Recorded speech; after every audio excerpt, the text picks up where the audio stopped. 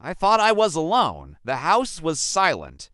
All of the lights had dimmed. The power must have gone out at least an hour ago, but I hadn't noticed.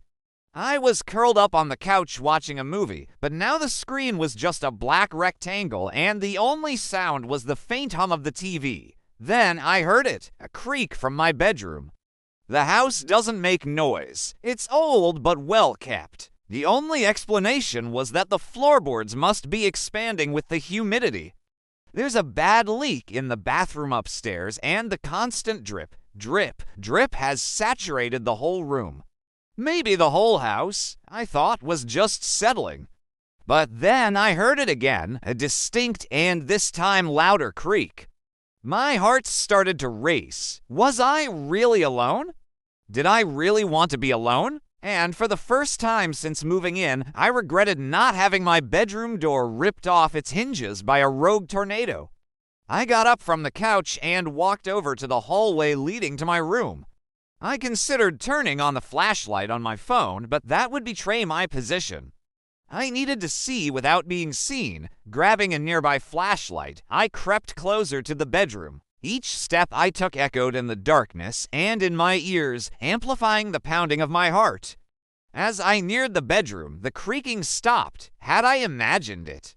I could still hear the dripping from the upstairs bathroom, but otherwise, all was silent.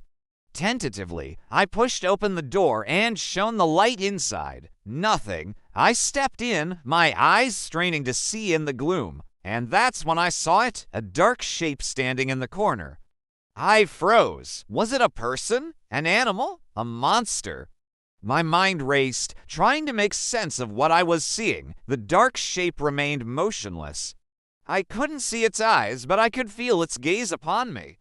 It was tall and thin, like a crooked finger pointing towards the ceiling. The silence stretched, punctuated only by my ragged breathing and the dripping upstairs. How long did we stand there like that? I don't know. Time ceased to exist. All I knew was that I wanted to scream, to run, to do anything but stand there paralyzed with fear. But then something else happened. The dark shape began to move. It took a step towards me, then another. I stumbled back, knocking over a chair. The noise echoed in the room and the dark shape stopped. I tried to make myself small, hoping I could disappear if I wasn't seen. Slowly, the shape began to move again, coming closer. My breath caught in my throat. What was this thing? Why was it here? And how did it get in? The front door was locked, the windows were closed. The only entry to the house was through the kitchen, and I had seen no signs of forced entry. The dark shape loomed over me, filling my vision. I squeezed my eyes shut, bracing for whatever was to come, but it never came. I opened my eyes cautiously and turned the light on. The room was empty. I called out, but there was no reply. The house was silent. The dripping from the bathroom seemed louder now, more insistent.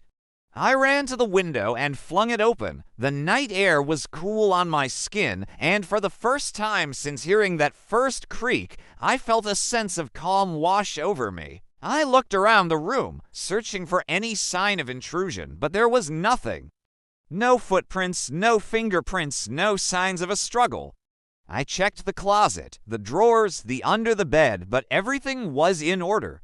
It was as if the intruder had never been there, or had I imagined it all. The exhaustion of the day, the isolation, the leaky roof, maybe it had all just gotten to me. I needed to get out of the house, to see some people, to hear some laughter. I went to the kitchen to get some water when I noticed a glint of moonlight on the floor. I bent down to pick up the object and turned it over in my hands. It was a key. Where did this come from? I don't recognize this key. It's not mine. My blood ran cold. Had someone been in my house? Someone who left a key behind? Or was that just another trick of my imagination? Sometimes the scariest intruders aren't just in your home. Sometimes they're in the shadows of your mind.